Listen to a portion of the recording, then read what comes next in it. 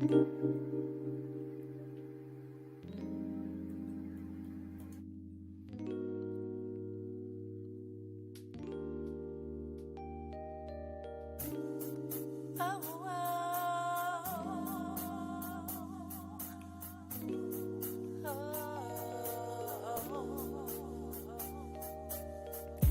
wake up to days where I just don't know what's in store for me when I walk out the door.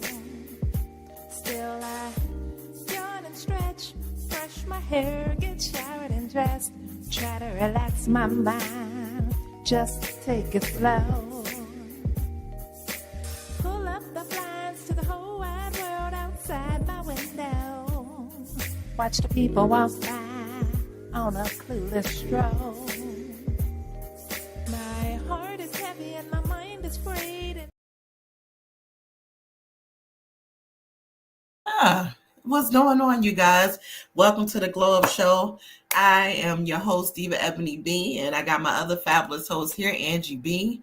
We are excited to have you here on the Glow Up Show. Make sure you like, subscribe, and share while you are here. Today's topic, we're going to be talking about the sisterhood, but you know we always got to do a check-in before we get started. Angie, what's going on, honey? You looking fabulous over there. Thank you. A lot going on. You know, I told you before the show, I'm faith tested, God approved, spirit approved. I'm feeling good over here. I'm feeling like I'm ready to get the day started. I feel like last week prepared me for next week. How about you? How you doing? I'm feeling good. You look prepared for today. I'm still in my jammies. I'm still figuring out this Saturday morning, or should I just say enjoying this Saturday morning. And I was really excited about talking about sisterhood because it's such a powerful topic.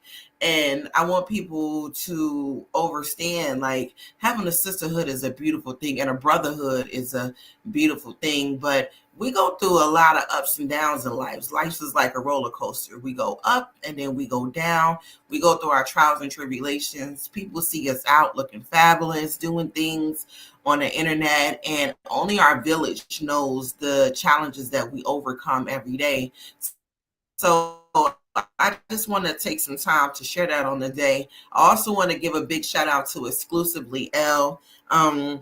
Ready is the name of that song that you guys hear on our intro. I love that song. Make sure you check out Exclusively L on all platforms. She is an incredible artist and actress. So yeah, I wanted to just kick it with you this morning. We usually have, topics, and I'm going to be winging my makeup today. I got this ginger hair in. Shout out to the ginger. And I'm going to do my makeup. Me and Angie going to kick it. But we're going to talk about sisterhood and how to maintain our sisterhood and just do what we do, Do what we do. And I always tell you all the time, the makeup looks are fabulous. Your natural face is even better. So no shade to the sisters who want to be natural or wear makeup. Mm-hmm. We're just kicking it today. So, she's working on her makeup. The only thing I have on today is a little bit of lipstick. That's just how I was feeling today. So we're just going to talk about sisterhood and hang out. Yeah. And a lot of people say sisterhood. What is sisterhood? And that word is thrown around a lot. Can you turn the music down just a little bit? Okay. Thanks, Mama. There we go. Can you hear me? Is that better for you? Just a tad bit lower. Okay. Not off. Wait a minute. Wait a minute, Mr. DJ, bring it back. DJ! There you go. Thank you. So my question is today, I guess we can start with, what exactly is a sisterhood? Like, what is a sisterhood to you, Angie? Like, what does that look like for you? That's a good question. I don't think I've ever really thought about it. I guess if I have to think about sisterhood, to me, it's camaraderie. It's holding your sisters accountable, being able to come together and enjoy one another's company, and then being able to come back from conflicts and things like that. Because real sisters are not yes women, and real brothers aren't yes brothers. You want people that are going to tell you the truth and let you know when you're when you're, when you're doing good and when you're messing up. So that's what it is to me, sisterhood. How about you? That's a good question. Sisterhood, same thing for me. It's about building a relationship with one another, being honest, being transparent with one another. No, we're not going to always get along, and we're not going to always beef.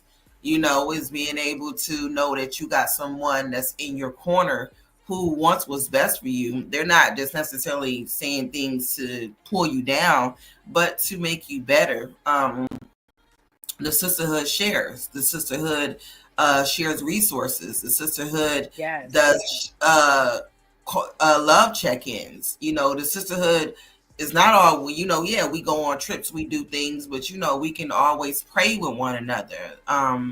And just like the word says, it says, you want a friend, a real friend prays with you. Judge your friends by the characteristics of God, not just by something you guys have in common. Because, it was at one time I thought I was a part of sisterhood, but I realized at that time that we just bonded because of our trauma.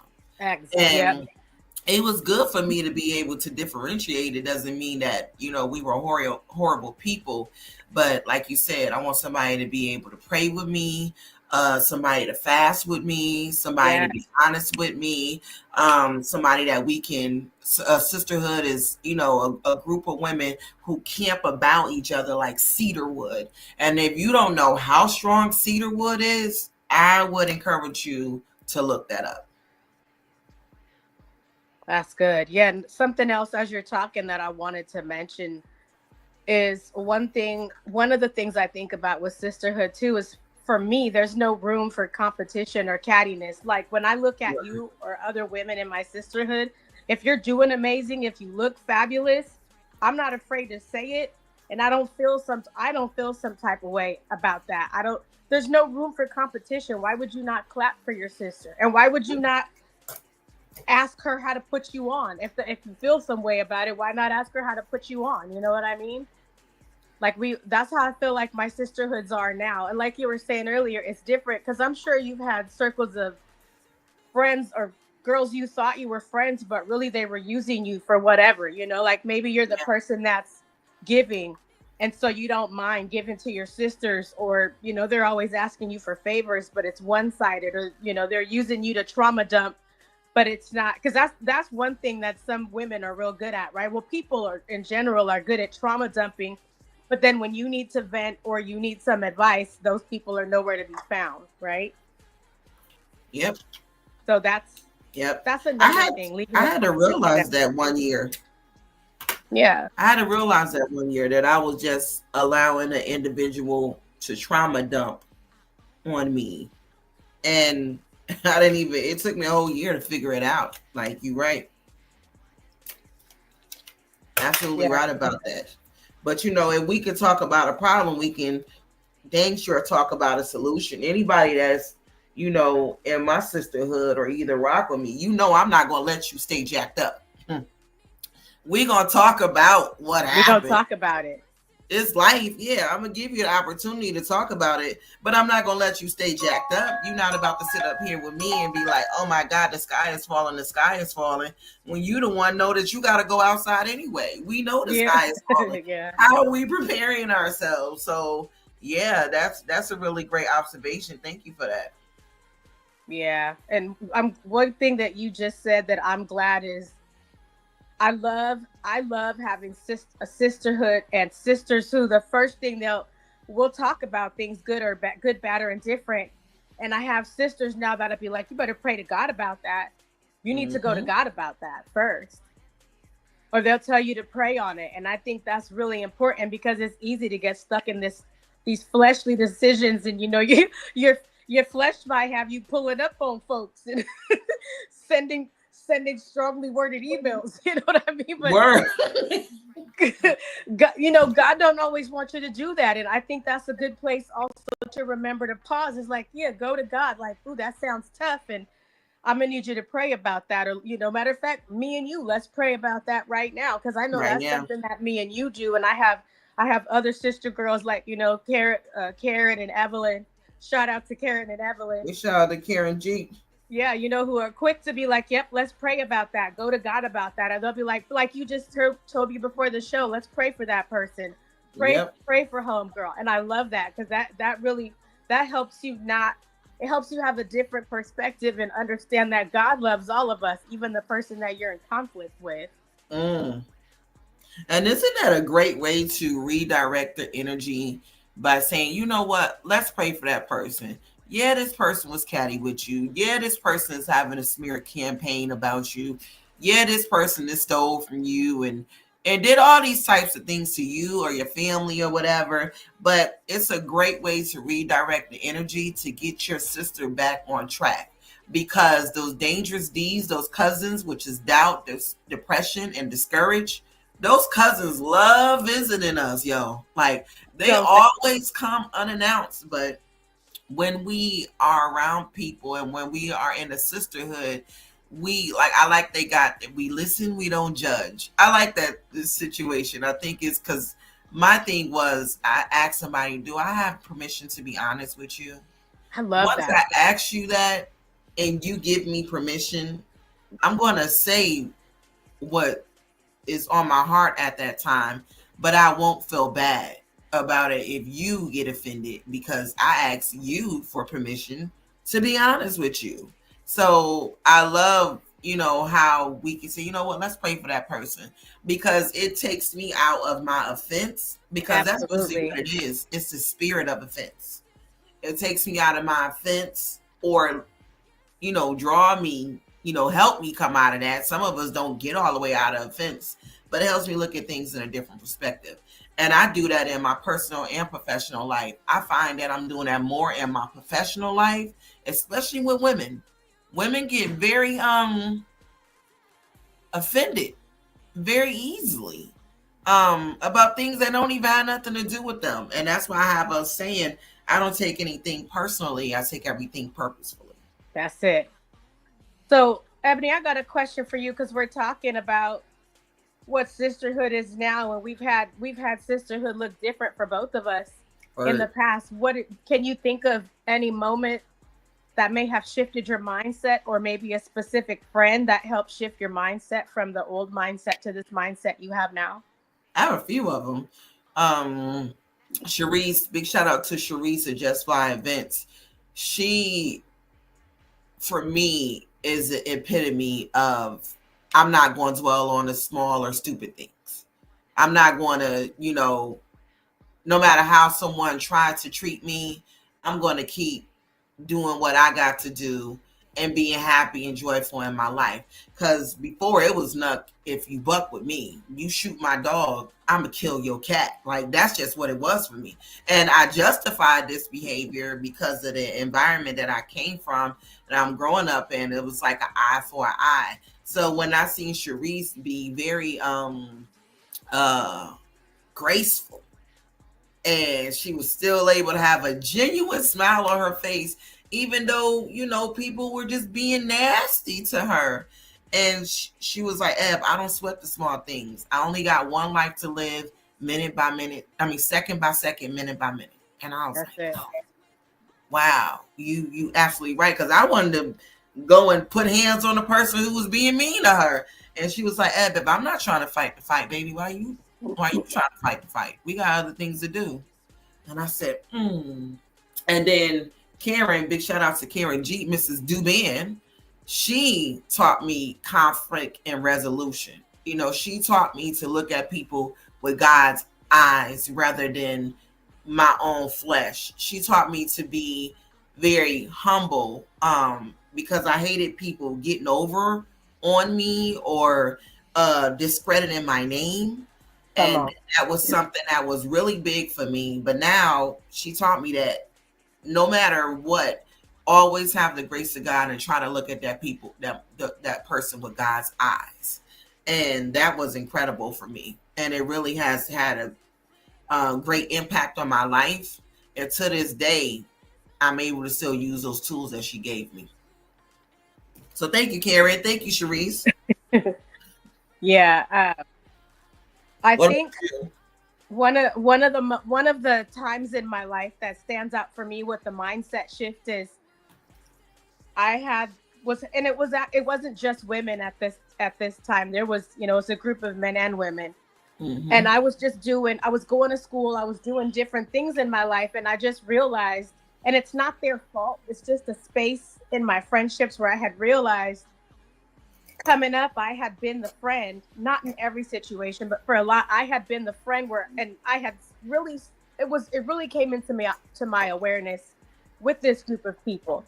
I would Mm. watch them move around and do things for each other and do favors for each other. And then when it came, and we're all supposed to be friends,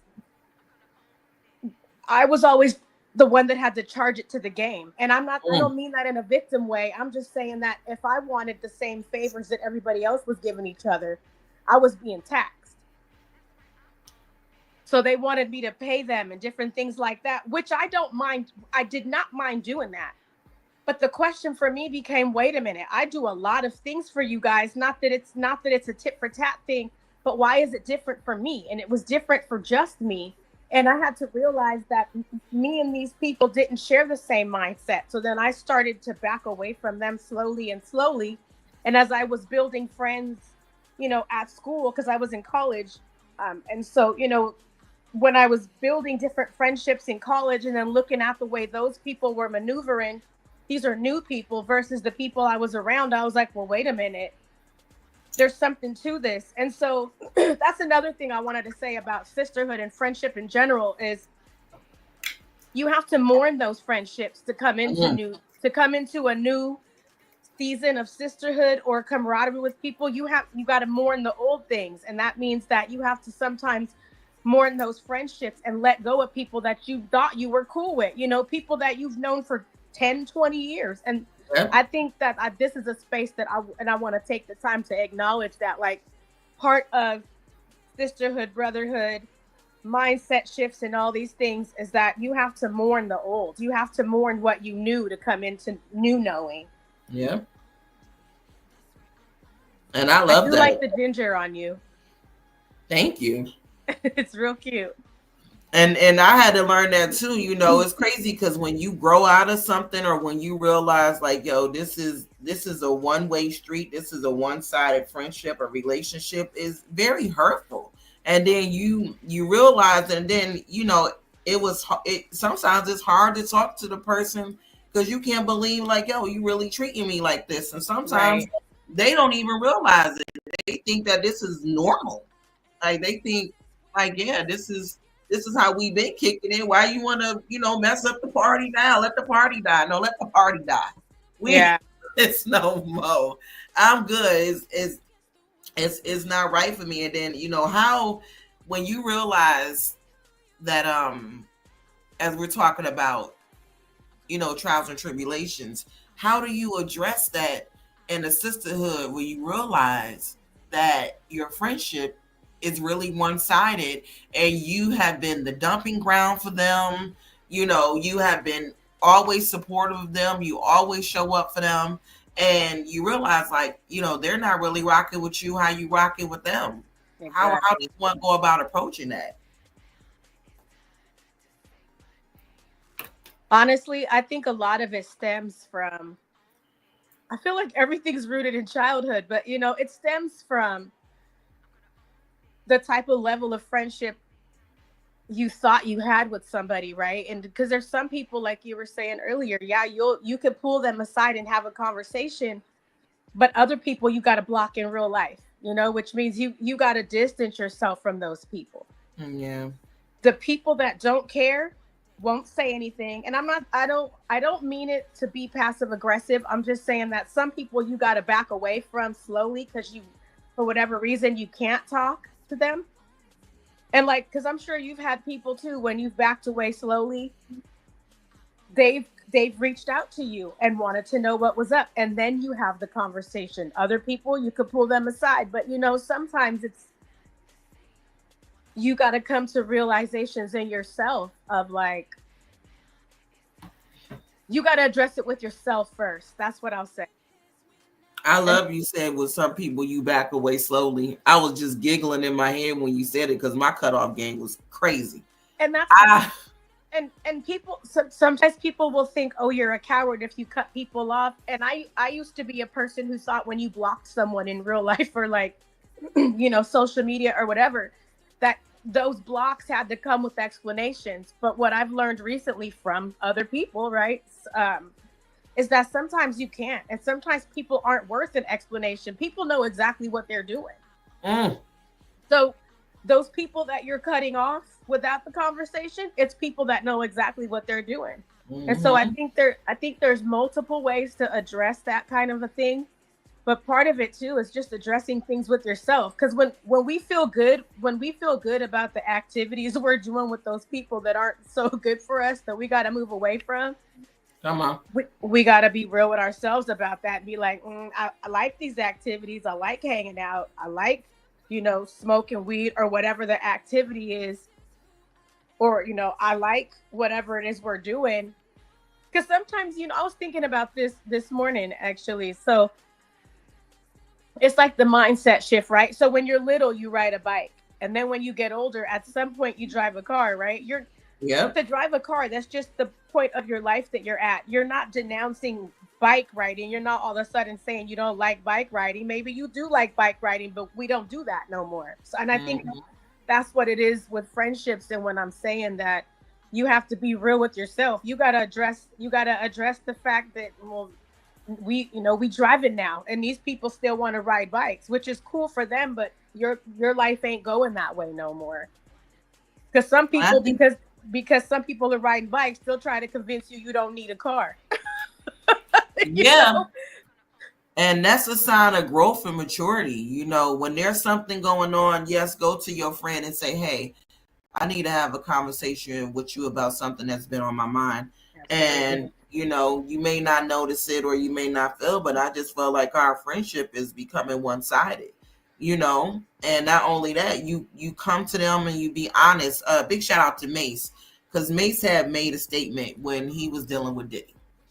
He said, I came to Diddy 3 times. He said, I came to him one-to-one, then I came to him with a witness, and then I went to the Lord. He said, I did all the steps required. I came to him one-on-one to address the issue. Then I came with a witness. And after that, the witness didn't work. So I had to give that man to the Lord and keep it moving for my own sanity. He was like, I did the right thing. And I think that's important too, because people will think you just running up on them and all of a sudden you just fabricated a story about what was going on. And some people do. I ain't gonna lie. Some people do. But you just fabricated something and it's not necessarily true. So I would encourage you, go to them one-on-one. If you are not feeling confident or you feeling unsure, girl, ChatGPT has been my best friend. I will go to ChatGPT, put in ChatGPT, hey, I need to write a letter to my long-term friend, blah, blah, blah, blah, blah, about this is the way I'm feeling. Here are the instances. Here's what's been going on. And could you provide a solution for both of us?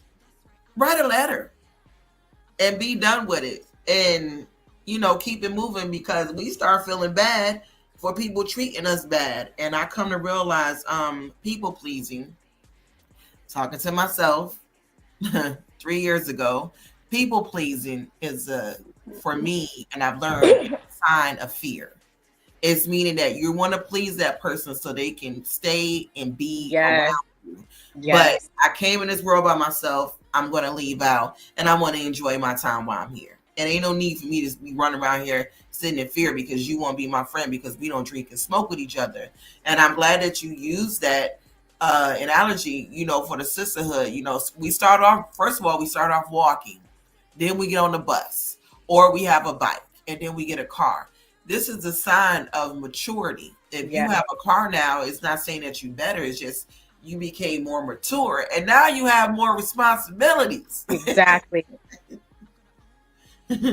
I'm glad you said responsibility, because that's what I think friendship is and what sisterhood is.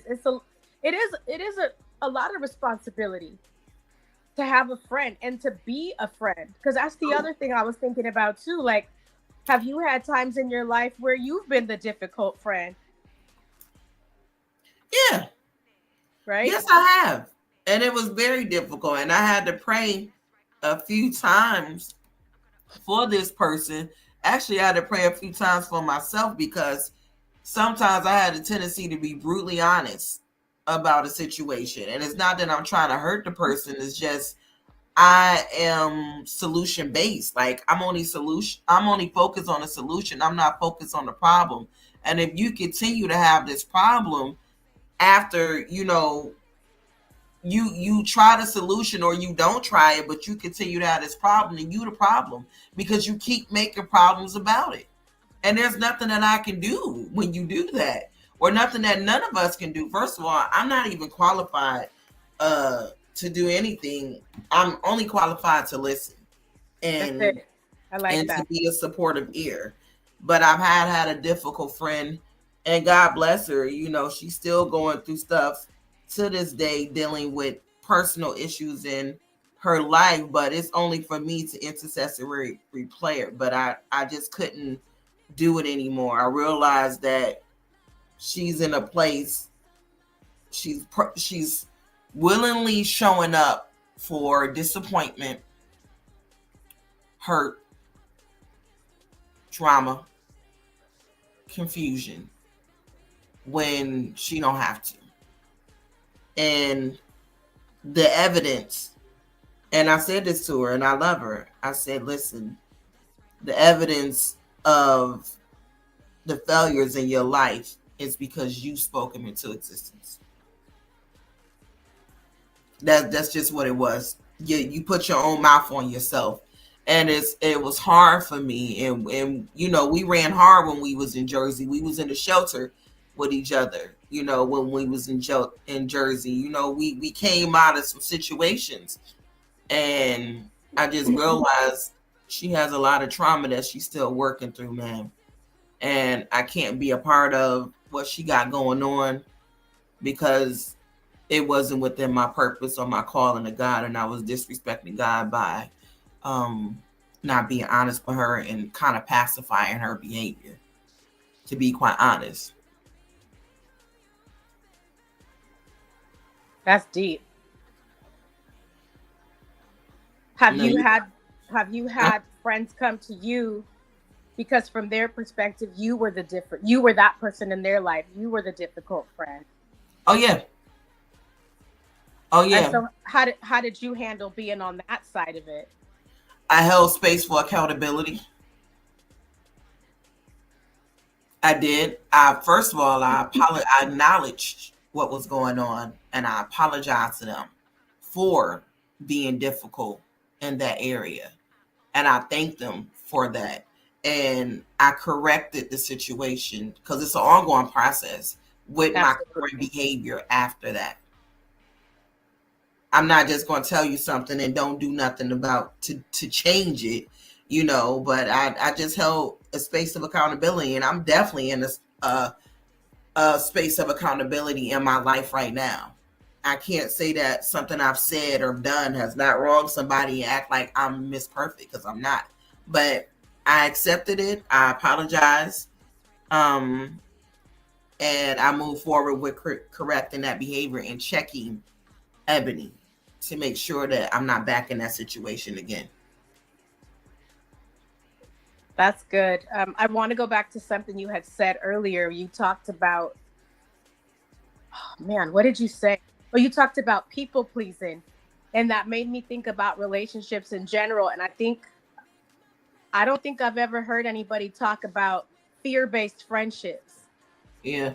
Right? Because I think that's part of it too. Like when you're growing and when you become self-aware and you're working on yourself or you're trying to change behaviors, like you said, I like that you said it's an ongoing process, because it does. And it doesn't mean that you'll never go backwards. It doesn't mean that you won't be in those positions again because you're a human being. But just thinking about, if I'm taking accountability for my own self in these friendships that I was telling you about earlier, I was definitely in a space of people pleasing, which came from a fear of abandonment, which came from all these deep rooted things I had been through in my childhood.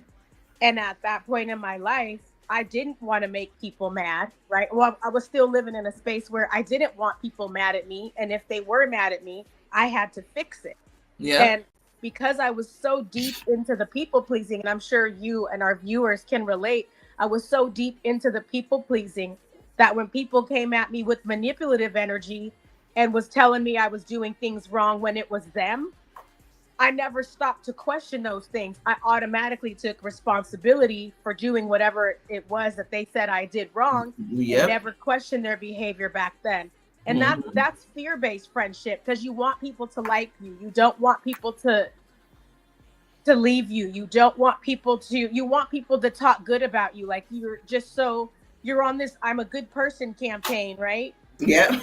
But but there's a lot of people in this world who will take advantage of people like that. And the reality is, what is that saying? Givers have to be careful because takers never are, or something like that. Yep. And that's true. And fear-based friendships, that's victim mentality. Fear-based relationships, that's a victim mentality. So Yep. how do you come out of a victim mentality? I deal with my I deal with the core root of the problem. You know, why am I trying to keep this person around? What started this? You know, and I think that's important to look at too. Like, what started this behavior? Why am I trying so hard to keep this person in my life who obviously really doesn't care to be here or not? So the way you stop that victim is big shout out to Karen Duban again. There was this audio book and it was called I got it. Dang.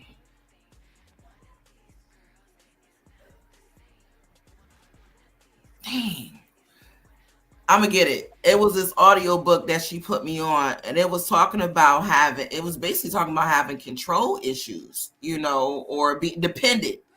And it was talking about being codependent. That's what it is. It's a book and it's talking about being codependency.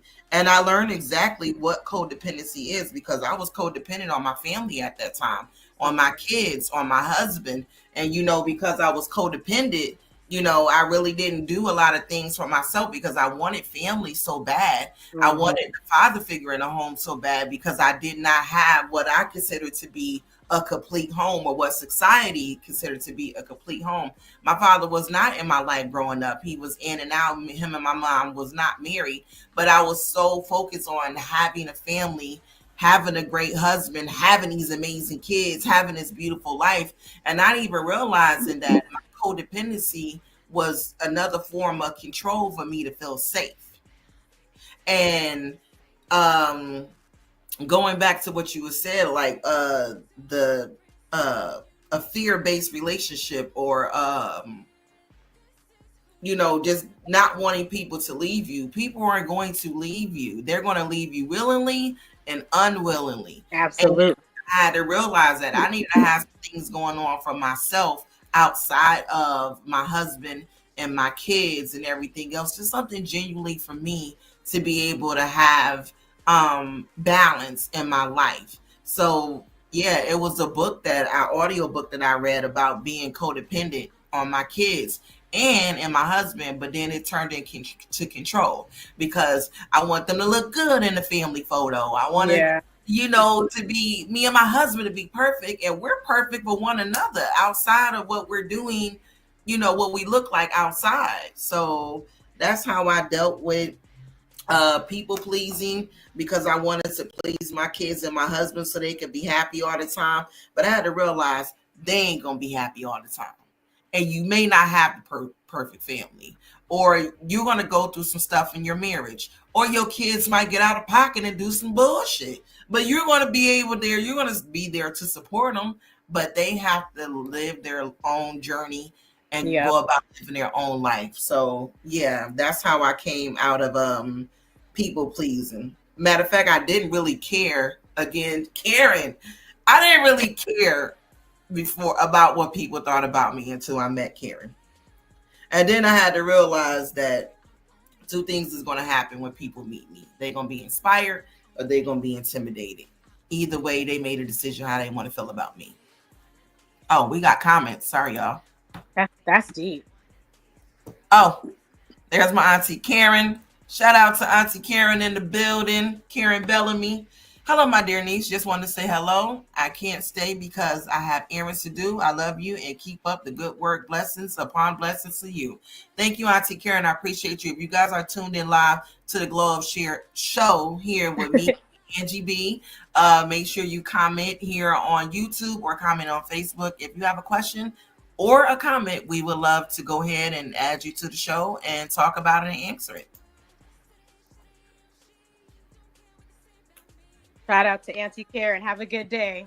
God bless you. I like what you were saying about the control and the codependency, because that's something that I've had to come to realize too. There's a lot of control and people pleasing with fear, with the fear of abandonment.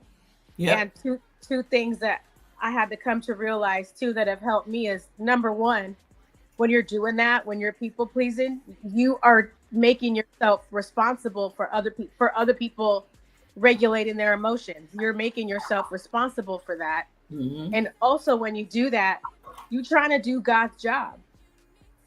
Ooh. Why are you trying to do God's job? He has everybody on a different journey. And something you had told me, like when we very first met, was that, you know, you had found yourself in a position where your partner, I hope I can share this story because your husband. Share it.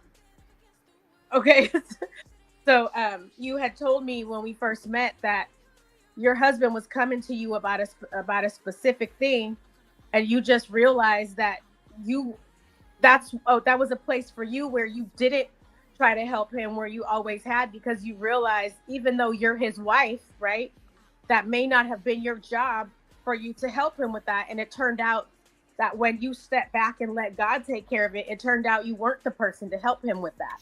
Yeah. And I think that's something else that's important to mention too. We assign responsibility to people that we care about, to our kids, to our spouses, to certain friends. We make ourselves responsible. And I've been in relationships like that myself, just with romantic partners, where because I'm the romantic partner, I've automatically made myself responsible, like you were saying earlier, for how that person feels, you know, what they're dealing with, and, you know, trying to insert myself into the situation when that's God's job. I don't know what his lessons are for your life, just like my partner or you as my friend. You don't know what why he has me on what journey. So you trying to help me, and it may be good intentions or people pleasing. You may be stopping God's journey from my life. You may be feeding me out of a lesson, and you don't even know that because you're busy trying to control the situation when really God is the only one that's in control. And that's hard in a sisterhood. It's hard to see your sister go through something in the sisterhood, and you know, like, you trying to give them the wisdom to avoid it, but certain things they can't avoid. We have to learn how to not try to be Jesus Jr. We not the Messiah.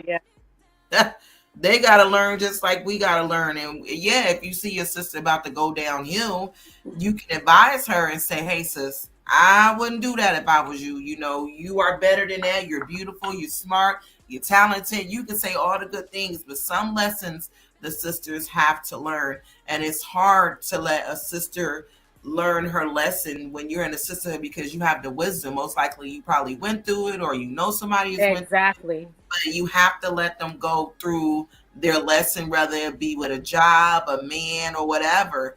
You got to let them go through it, but still stand in the gap, intercessory prayer for them. There's no need to judge. You are not the ruler. You know, you didn't create her. Just be there for her when she needs, you know, and I thank God for that, because, you know, certain things that they go through, we ain't gotta necessarily talk about it. What's understood don't need to be said. Me and you done had conversations, and you understood what I was going through. I understood what you was going through, but it didn't mean for me to bring it up and say, girl, how that situation went. No, it was just, I knew God was going to bring you through it. I knew God was going to protect you in that. I knew God was going to handle that. So yeah, and that's really hard in a sisterhood, but we got to let each other learn from life experience. Your life and your choices will be your teacher every time. Every time. And I'm glad that we're talking about this and that you said that, because I feel like one thing that I've experienced in this friendship with you, and I think all women have been through it, right? Is I've had friendships where I've gone. First of all, I love it when my sisters are honest with me about things. And sometimes that honesty is brutal. And sometimes I don't want to hear it. Or let's just be honest about that. Sometimes when your sister's being real with you, you don't want to hear it. Right. Um, but Nope. it's I think that there's a level in our friendship that I've experienced where we are talking about things and I'm already ashamed of things of my own, or I'm already feeling some type of way. And one thing I can say that I appreciate about you is, even though you've had to let me know some things, you know, lovingly, purposefully, right? You've let me know some things, but you've never shamed me for things. And we've all been through that. I've had friends that have been like that, where I've gone to them about things and it's like, girl, you stupid.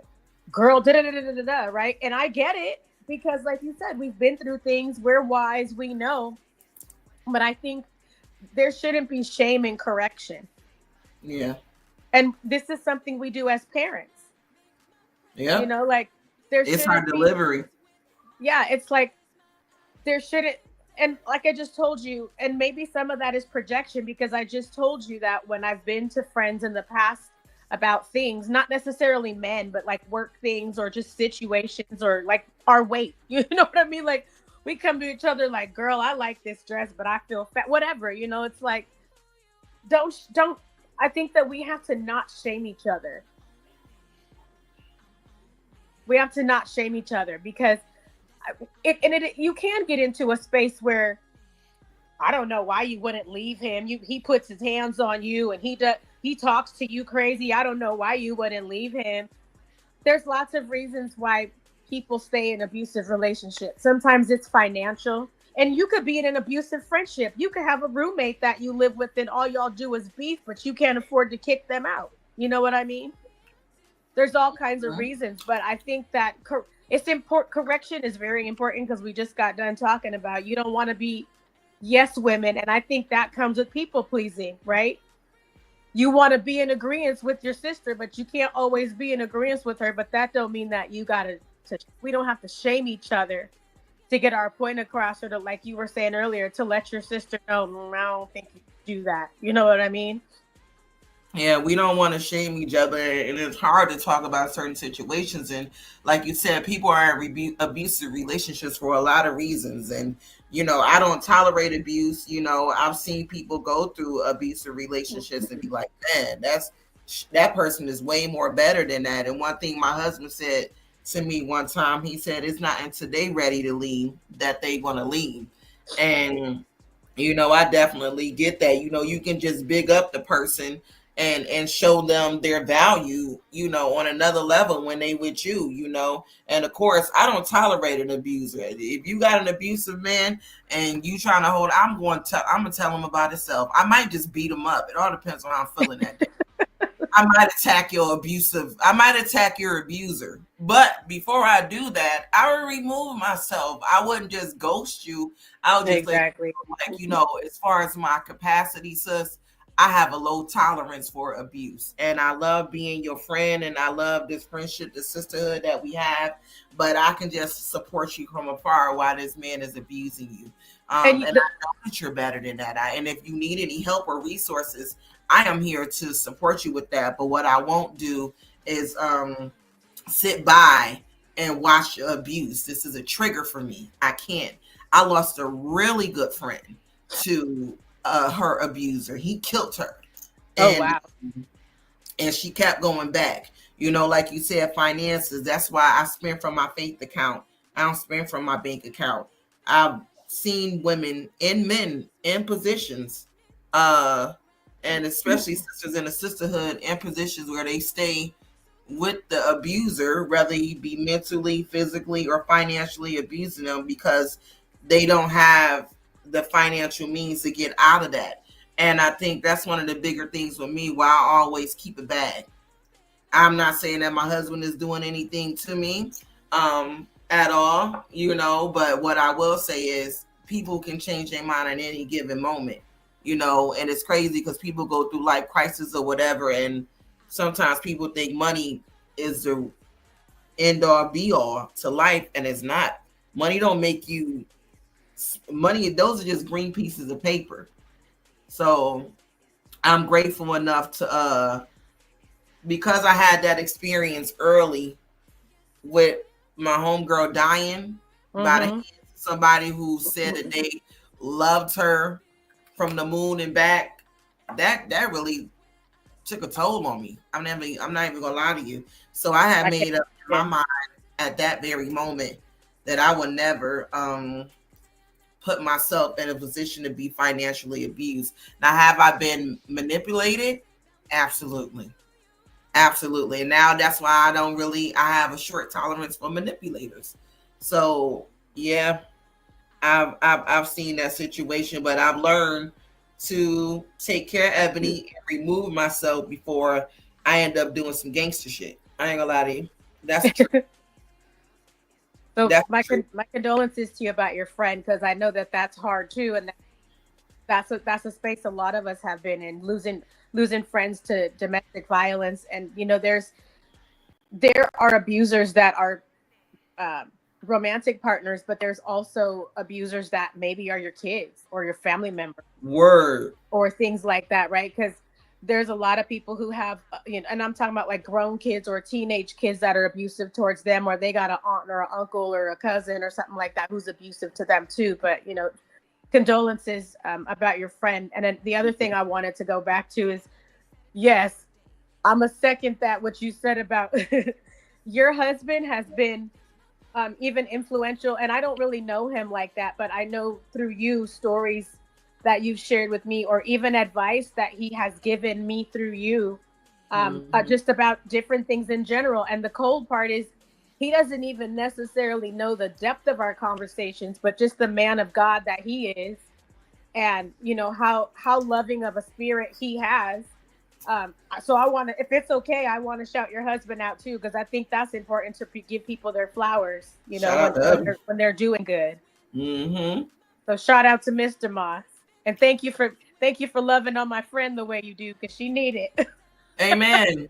And he know I do. I prayed for a husband. I said, when I was praying, you know how they say, be intentional for what you pray for. When you ask for your husband, I prayed to God for a man. He would send me a man that would pray for me and take me to him when my attitude was all toe up or when I was in a funk. And, you know, pray for sisters who would give me knowledge, you know, how to continue to respect and honor this man as you are, you know. And I'm grateful, and I come to realize, like, my husband has been that dude there for women like that, you know. He has been that guy friend who, oh, that look good. One thing I can say about him is he definitely prays for your friends, and I think that's dope. He prays for your friends. Yep. So he don't just pray for you. So what you prayed for, that's a testimony right there. What you prayed for, not only did God restore that, he gave that back to you tenfold, because he really does pray for your friend. He done gave us scriptures for the show. Yep. He sure has, and I'm grateful for that. We need that in our life, and that's why it's, you know, I can have such a great foundation and relationship with him, and don't feel no type of way when other women compliment my husband. First of all, I'm not a jealous person. I'm not insecure, but you know, we need that. We need these type of men. You know, you may have a single woman at a time. And shout out to Terrell and Linnea. Terrell had Just Praise. He was having Bible study at his house with him and his wife. And I came over to visit, and he was the one that told me, like, sis, you are more than a long-term girlfriend. You more than a baby mama. The word says that you are a good thing. That's why the word says when a man find of a wife, he find of a good thing. You are a wife, because you're a wife before you become a good thing. And because he poured that into me, I got married literally the next month. Shout out to Terrell. Minister to me. And Shout it wasn't no funny business. And when I first met Terrell, I liked him. He wasn't even married yet. I didn't even know he had a girlfriend until later. But I was able to be, honest with his wife. Like, listen, I had a thing for your husband before I even knew he was your husband. He was your man. So, and because of the type of wife she was the first woman that I seen. Linnea was the first woman that I seen that was like a woman of God and what it means to be obedient to the word in terms of being obedient to your husband.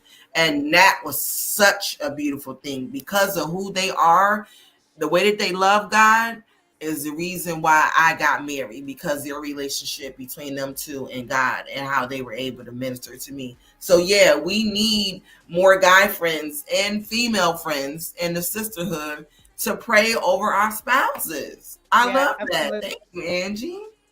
I love that too. And because I've seen it through you and Mr. Moss, and I've seen, I have a couple other, they say that single people aren't supposed, well, I've heard single people aren't supposed to be friends, or it's not appropriate to be friends with married people. I disagree with that. I think to a certain extent, like you were saying that, Brother Terrell gave you that good word and that motivated you to get married. I think for where I'm at in my life, and I think where I've been at in my life since I've known you, it's important for me to see that, because I don't lose hope, because there's a lot of women, and I'm not saying that this is just assigned to women, but because we're talking about sisterhood, there's a lot of women who hate men. They think all men are trash and they're bitter and all of these things. And I'm not saying it's not warranted. I'm sure men have been in their life making a mess of it. And so I'm not saying their feelings aren't valid. What I'm saying is being able to see married people who love God, who love on each other, and who continue to go out and do the work, right? And who love on other people that are the opposite sex. It's important for people who want to get married to see that. Yeah. Because you see people in a covenant with God, because that's the other part. Like, you see married couples, but not every married couple lives out a covenant with God. Yeah.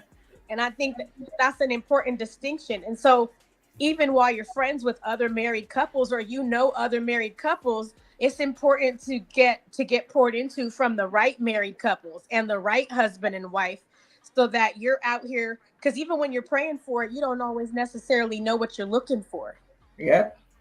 Because I'm sure when you was praying for a husband who prays for you, you didn't necessarily know 100% what you was praying for, but you sure got it. You know what I mean? Yep. And I'm just like, I'm sure, Sister Linnea was praying for that too, and got it with Brother Terrell. So I think it's important and even for our young people. Yep. Who want to get married, men and women, young brothers and sisters. It's important for them to see people in covenant with each other and with God, so that they know what it looks like to be in covenant with God. And that's not to say that, couples who pray together, stay together, don't have issues. It's just how you battle that. Because we like to say now that battles are spiritual, but I think we really take for granted that our marriages are a real big place of spiritual battleground, because now that we're talking about it, that is where the devil likes to attack us. Oh yeah. In our relationships, in our friendships, in our romantic relationships, in our marriages with our kids.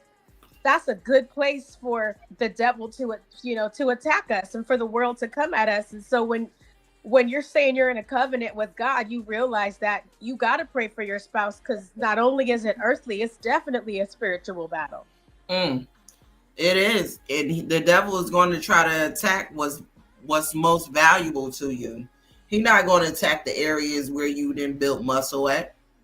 Right. Attack the areas where he feel like you weak at. And, me and my husband have made it through some hell. And I get to laugh about that because I'm on the other side of it now. It wasn't funny when I was going through it. Free. But he attacked us. He wanted to destroy the marriage. He tried to destroy the family. He tried to destroy everything. He went for one of the most sensitive areas in my life. I would say in my husband's life. It just wasn't me, because my husband was feeling the pinch too, like, yo, I cannot believe this is happening to me after all this hard work that we put in. But he will attack uh those weaker areas. But what he failed to realize is God is in the middle of us. It's a man in the middle of our marriage, and his name is God. And Come you on. can't have us. You can't have the marriage. You can't have the kids. You can't have nothing. We still gonna show up for our kids and our marriage how God has been showing up for us, you know. And he hates that. He actually despises it, and it got on his nerves. But like I told the devil, repent, repent. I went to go get my counseling. I had my counseling with God. I took that year off to take care of me and my family, and it is what it is. And I kept pressing because I knew, I said, this is not how my story ends. Come on. It's gonna bring me through. And it was my sisterhood too, who was praying with me, loving on me, you know, going through this triumph from time, this going through these tribulations with me to my triumph. And Angie, you were one of them people too. So I thank you for that. You know, and it's kind of hard when you're going through something in a sisterhood and everything is going well, but then there's a bump in the road, or there's a detour, or you get a flat in life. You get a flat tire in life, or your starter go out in life, or your transmission down, or the damn car and just blow up. You're embarrassed to talk to your sisters about it. Yeah. Share that with me too. Karen talked to me about, she said, Ebony, I know right now you may feel embarrassed about the situation, but it is not your fault. How did you feel hearing that from your sister? I felt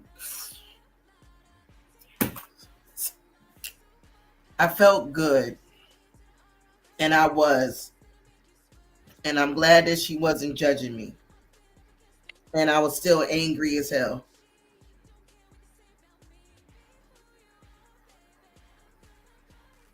And it wasn't her fault.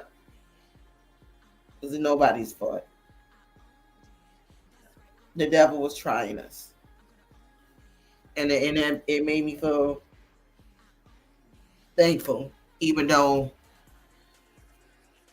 I was on the defense, and I was so upset because it could have impacted her too, and thank God that it didn't, or her family. But it made me feel really good that she had those tools to say that to me. That, hey, Eb, I know you are going through right now, and I just know that it's just embarrassment, and the devil was trying to. And it felt good that she was giving me back something that I had willingly gave to her years before that time. So that was awesome. It sounds like it came full circle. Yeah, it did. Yeah, it did. So And that's what the sisterhood is about. When your sister got some tools, let her give the damn tools to you. I'm glad that you said that. It's so important that one of the things that I've gotten from, and thank you for sharing that. One of the things that I've gotten from sisterhood is just the ability to receive. Because I think that now we're about to just have a moment over here, right? Yep. You know, I mean, quiet as it's kept, like, I didn't have a real good relationship with my mother. So that was the first place that, like, when I was working on myself, I realized, because we always think it's men and we're quick to, like, you know, chalk everything up to men. But for me, like, sisterhood was an important, real sisterhood was an important place for me, because I realized having real sisters and people who wanted to pour into me, because when you're coming out of that people pleaser energy, you know, when you're in it, you're not tripping off it being one-sided. But when you want reciprocal relationship, and that's what you yearn for, and your sisters give back to you, even now it's hard to receive.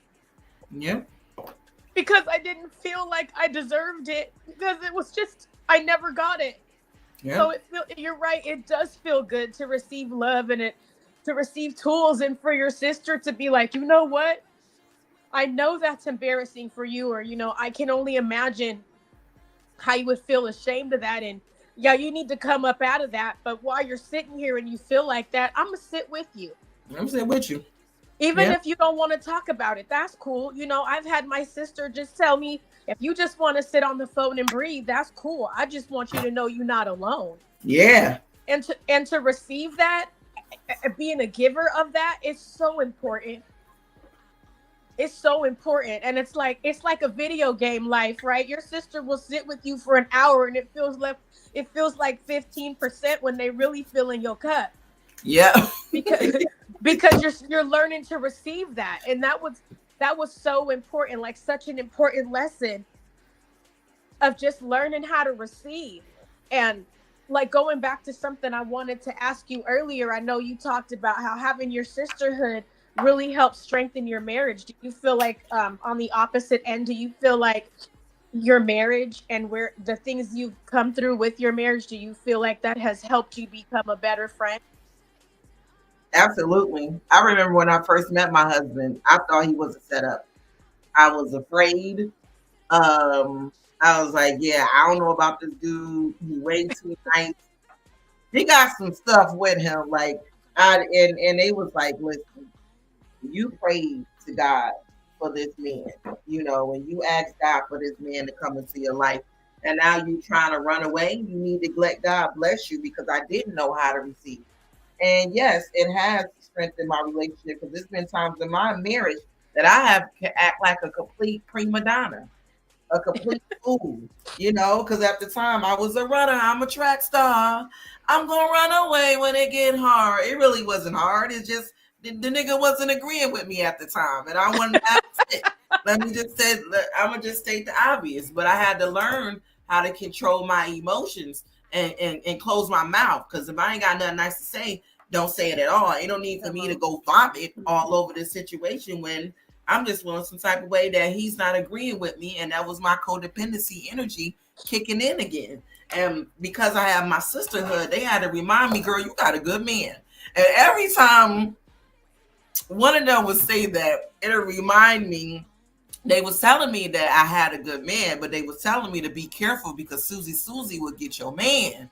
And it's the truth. Big shout out to Synovia. Susie is out there waiting on your good man. Here you are sitting here with a man and you complaining that something trivial. He don't put his clothes in a laundry basket.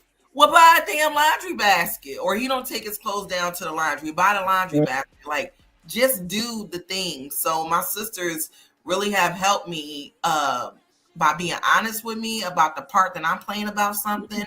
And also being honest to me about what I'm allowing to happen by, you know, running away from the situation, not dealing with it, being stuck in my feelings. And now I'm married now, and now I want to be an individual.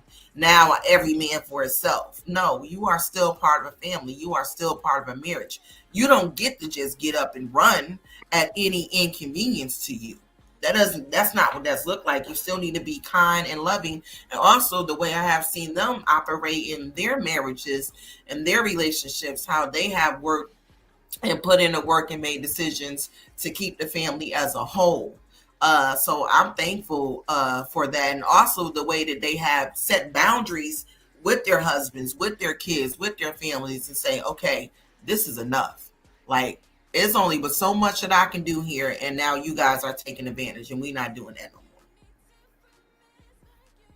So let's go back to boundaries. We talk about setting boundaries and we talk about them, but what does it really mean to set a boundary? What does a boundary sound like for those people who are coming out of energy and trying to learn what that is? Well, a boundary, I would look at it like this, because my son had asked me when he was like, we were still living in Washington at the time. He was like Queenie's age, like 9 or 10. And he had this crush on this cute little Asian girl in the complex. And he said, Mom, when do you know you in love and whoa? And I said, oh, this is so cute. But I knew I had to be honest with him. I said, baby, you won't know you in love until you get your heart broken. And he just looked at me like, what is this lady talking about? And what I was meaning by, you won't really know what real love is until you know what you don't want. So when you're setting a boundary, you're saying to this person, hey, this makes me uncomfortable or this hurt me, and I have to draw the line right here. I just want to bring this to your attention because it makes me feel uncomfortable. It makes me feel hurt or sad or not respected or disrespected. I mean, being disrespected. So I'm just bringing this up to you because I want to give you the opportunity to acknowledge this behavior between me and you. And then when you have a boundary, you stand on business, you set that boundary. Exactly. If you say, listen, don't talk to me that way, and I don't like it when you talk to me that way, when they go back to that behavior, prime example, my husband did this to me. He set a boundary. And I didn't like it, but it was necessary. In the beginning of our first year of our marriage, if I had something to say, I was going to say it. And he said to me, Ebony, if you got something to say to me, don't say it in front of the kids. Pull me to the side or go in a room or say it to me then. That's the first time he said it. He said that the second time I did it, he corrected me again. And then the third time I did it, I didn't even get it all out. He just walked off. We were in the kitchen. I'll never forget it. And I was saying something. I was getting all in my attitude. He just walked off. He went in the room. And when I came in the room, he was standing just like this. He said, now you ready to have a conversation with me? Not in front of my kids. I said, oh, shit. And that's when you knew you messed up. That's when I knew I had messed up. And then that thing started to go from that to us taking car rides. I was like, well, can I talk to you? Can we take a ride? And we would get in the car and ride around. Then when we didn't have the gas, we would sit our asses in the parking lot and we would talk about it. Now, I'm grateful that he set that boundary with me because I found out later that he had those issues in his first marriage where there was a lot of back and forth between him and her. And he did not want the kids. He didn't see his parents fuss or fight. So he was like, I'm standing on business. It's not going to happen in my marriage. And I love that. And now I come to realize that a lot of the things that I have issue with, and I learned this from you, they wasn't issues with my husband. It was unresolved needs that I had that had nothing to do with my husband.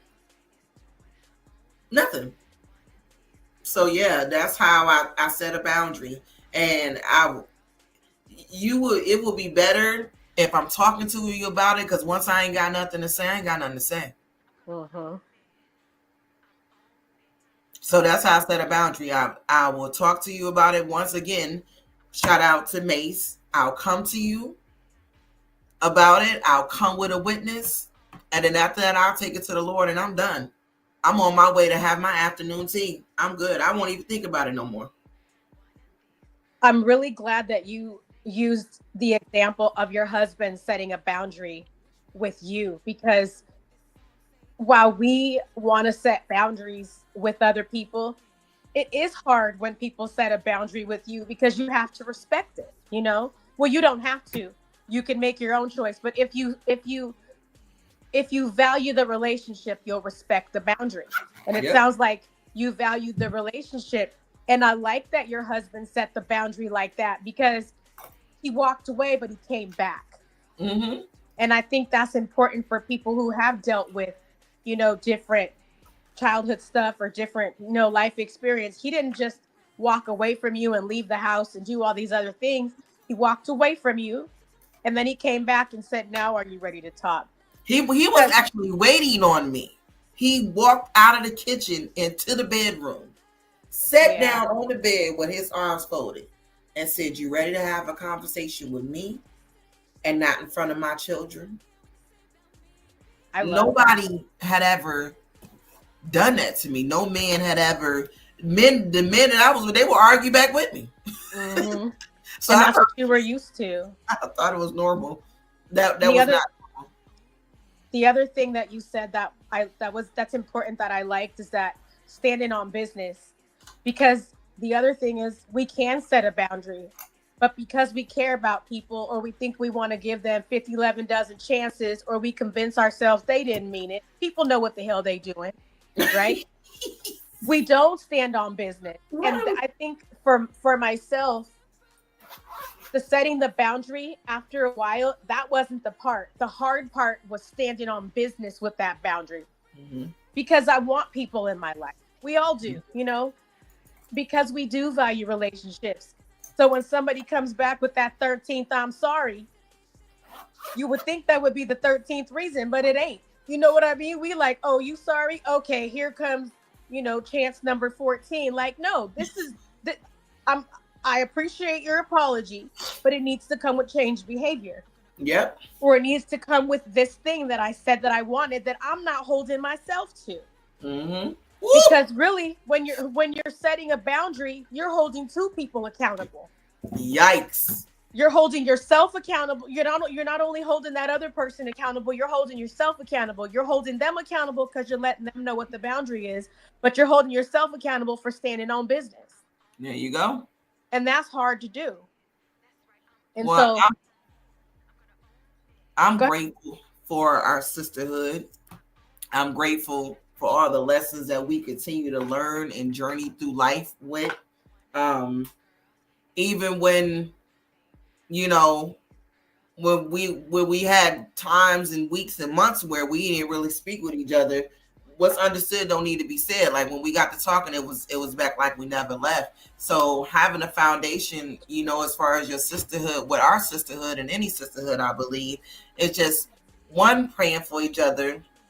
Two, being able to be honest with each other, you know, because you can be the honest person all you want to, and you can be the praying person all you want to, but when the position changes, somebody is being prayed for and honest and going by the guidelines of the sisterhood, and you don't want to hear it, but just standing on business of being a light in your sister's life, no matter how dark it gets for her or for you. Exactly. And setting those boundaries too, like, sis, I love you, but I can't rock with what you're doing. So, you know, even just to wrap things up and to give closing thoughts, and I want to throw it over you to give closing thoughts. My closing thoughts is I'm grateful that I can look at my sisters and my sisterhood with the eyes of God. I'm grateful that I'm in a place where in continuing to grow and holding accountability for my own actions and my own choices. And I'm also grateful to be able to share the blessings of God with you women, you know, and have female relationships that I never really have, and have healthy ones, regardless of what I went through with my mom or with aunts or with women before. I have the opportunity now as a grown woman and a healed and healing woman to be able to create a beautiful village. So Angie, thank you for being part of my sisterhood, part of my village, and part of my emotional and spiritual growth. I really want to give you your flowers for that. That has meant a lot to me with learning to feel my body and also learn to identify what age that particular person is at that time when I'm dealing with emotions. Thank you. My closing thoughts are sisterhood, you know, we have to work at it like every other relationships. I'm not going to say sisterhood is hard, but it's definitely an ongoing process. And, you know, you have, it's seasonal, right? And I don't mean that the friendship is, the sisterhood is seasonal. I just mean that you go through seasons with your sisters, and there's different topics and different life things you tackle. So I appreciate you for being part of all those seasons for me. And there's some places in my life where, you know, or in my personality that I wanted to get stronger. And I'm glad that I've had the parts of you that you are stepping out of in order to step into a new era of you. But those parts of you that you are letting go of are some of the parts that I've latched onto and adopted to, because I needed to get stronger in some areas. And so I got my crime boss, Eb. She's part of me, and she had to be, because I needed her. Even though you had to let go of her, I needed her in order to build resilience in myself. And I want to say thank you to her for that, and to thank you for this current version of you who loves God and the sisterhood and all of the seasons that we go through, and reminded me of not just who you are, but of who I am, and reminded me that God is in the middle of all of it, because sisterhood is a covenant too. So I just want to say that. And I love you and I want to give you your flowers too. Well, thank you, sis. I appreciate you. And there's room in a sisterhood over here with us. All you got to do is follow us on social media. You can follow us on Instagram, Facebook. While you're here, make sure you like and subscribe and click that notification bell so you can know when the Glow Up Show will be active and available and coming on. We got more beautiful things to share with you guys. We definitely want to bring you into the fold. We will love you. We will pray for you. We'll be honest on you. We're not here to judge you, but we are here to love on you. And we just want to show you through our own behavior and actions in our daily. The same way we are here, we're offline. Like, this is what it is. That's why I rock with Angie, because we just going to be who we are. We only can be us. There's only one. Everybody else is took it. So we just thank you guys for being here. I hope that you guys have a happy holiday season. It is the 21st. Christmas is a couple of days. Happy holidays, everybody. Happy Merry holidays. Christmas. And then get ready for the next show on the 28th. I believe, Angie, the 28th of December. 28th. We'll be back with the men's mental health session. So we thank you for being here. You guys keep God first, family second, and career third. Until then, keep your skincare right and your front lace tight. All right, y'all. See you later. I love that. Take care, everybody.